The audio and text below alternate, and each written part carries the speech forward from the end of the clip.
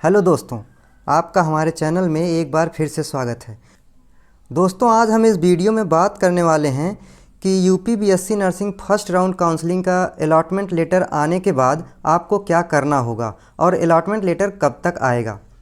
दोस्तों, जैसा कि हम सब जानते हैं कि आज आप सभी को पता चलने वाला है कि आपको कौन सा कॉलेज अलॉट हुआ है। तो सभी के मन में डाउट है कि इसके बाद हम क्या करें और कौन कौन से डॉक्यूमेंट बनवाने होंगे, क्या करना होगा, कैसे हम कॉलेज को लॉक करेंगे। तो चलिए हम इस वीडियो को शुरू करते हैं और एक एक करके आपको सारी चीज़ें बताते हैं।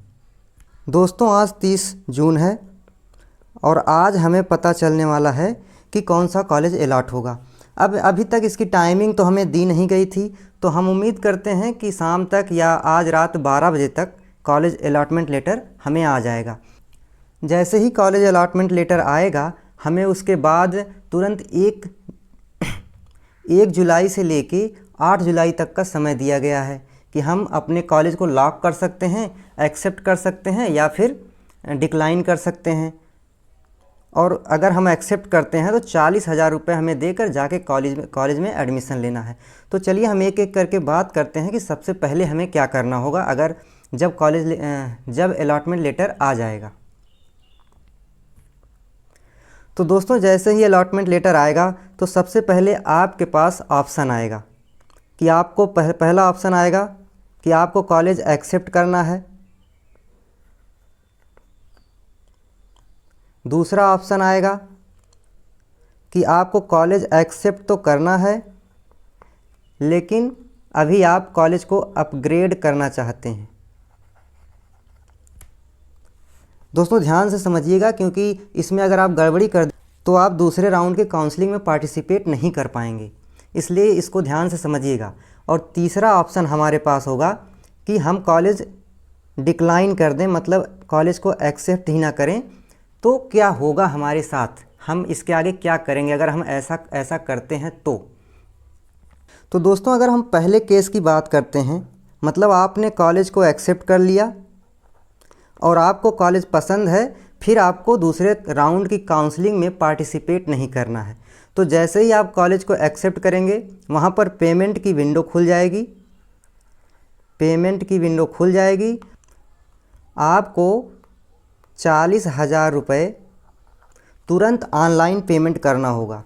जी हाँ, ये पेमेंट ऑनलाइन होगा, नेट बैंकिंग से कर सकते हैं या यूपीआई से कर सकते हैं, लेकिन कॉलेज में जाकर यह पेमेंट नहीं देना है, आपको ऑनलाइन तुरंत ही ये पेमेंट देना होगा। 40,000 का पेमेंट करेंगे। जैसे ही आप 40,000 का पेमेंट करेंगे, आपको अलॉटमेंट लेटर मिल जाएगा।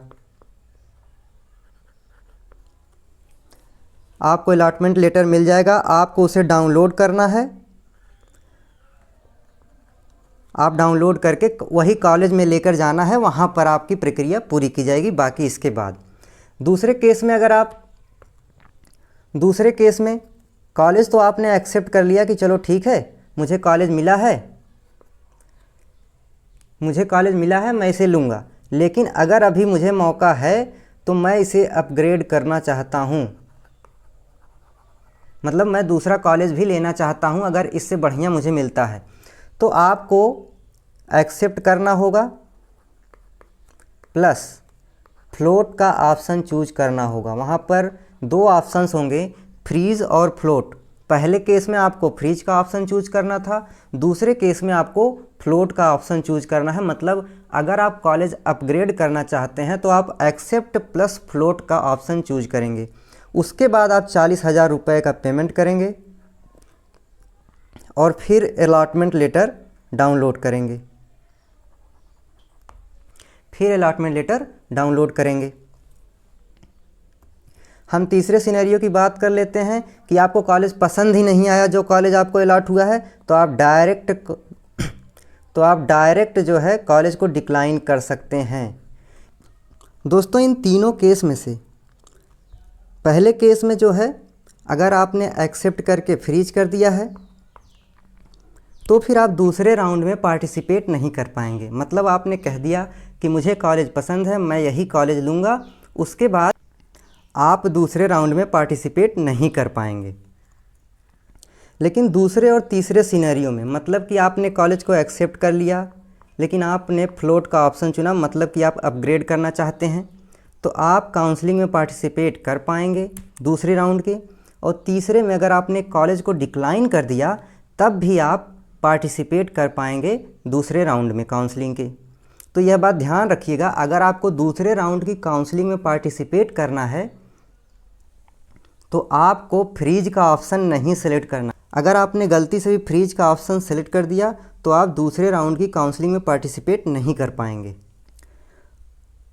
और सबसे मुख्य बात कि आपको 40,000 रुपये अपने अकाउंट में रखने ही रखने हैं, क्योंकि ऑनलाइन पेमेंट करना होगा। अगर आपके पास 40,000 रुपये नहीं है अकाउंट में तो आप उसकी व्यवस्था कर लीजिए, नहीं तो बाद में आपको समस्या होगी, क्योंकि 40,000 का पेमेंट करना है, आप जो है लेट नहीं कर सकते हैं। उस समय साइट अगर स्लो हो गई तो फिर आपको 40,000 का पेमेंट करने में समस्या आएगी। हम आगे बात करते हैं इस वीडियो में कि अगर आपको कॉलेज अलॉट हो गया और आप एडमिशन लेना चाहते हैं तो फिर आपको कौन कौन से डॉक्यूमेंट ले जाने होंगे। दोस्तों इस पर हमने पहले भी वीडियो बनाया है, लेकिन इसमें हम शॉर्ट में आपको बता देते हैं कि सबसे पहला तो आपको अलॉटमेंट लेटर जो मिलेगा,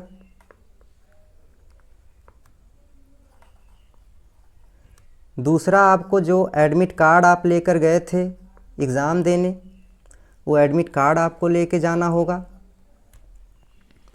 और तीसरा डॉक्यूमेंट जो मुख्य है आपको वो है और तीसरा डॉक्यूमेंट आपको वेरिफिकेशन सीट लेके जानी है, जो आपने एग्ज़ाम फॉर्म भरते टाइम जिस पे थंब लगाकर फ़ोटो लगाकर आपने अपलोड किया था। चौथा है कास्ट सर्टिफिकेट, अगर आप ओबीसी, SC ST या EWS के हैं। पांचवा है 10th और 12th की ओरिजिनल मार्कशीट।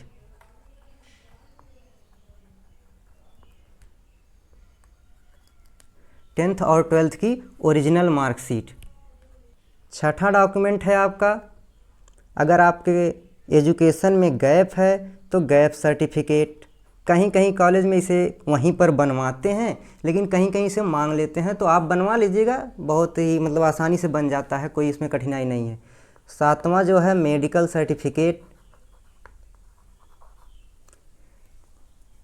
सातवां मेडिकल सर्टिफिकेट। आठवां आपका TC या फिर माइग्रेशन, जो भी आपके पास हो आप उसे लेकर जा सकते हैं। नौवां है आपको 5 से 10 फ़ोटो लेके जानी है। एप्लीकेशन के टाइम पे जो आपने वहाँ पे लगाया हुआ था वही फ़ोटो रहेगी तो बहुत ज़्यादा अच्छी बात है।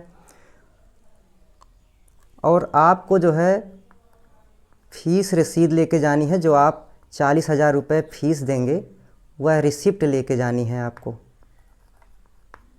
10वें नंबर पे फीस रिसिप्ट, जो 40,000 का पेमेंट आप करेंगे और जो 5500 का पेमेंट किया है आपने काउंसलिंग के दौरान, वह भी आपको लेके जाना होगा। तो इतने सारे डॉक्यूमेंट ज़रूरी हैं। उसके बाद अगर आपका कोई डॉक्यूमेंट बचता है तो कॉलेज में उसे आप बाद में जमा कर सकते हैं, आपको घबराने की ज़रूरत नहीं है। तो इस वीडियो में हम इतना ही बात करने वाले हैं। अगर आपको वीडियो पसंद आए और वीडियो से जानकारी अच्छी लगे तो इसे शेयर ज़रूर कीजिएगा। धन्यवाद।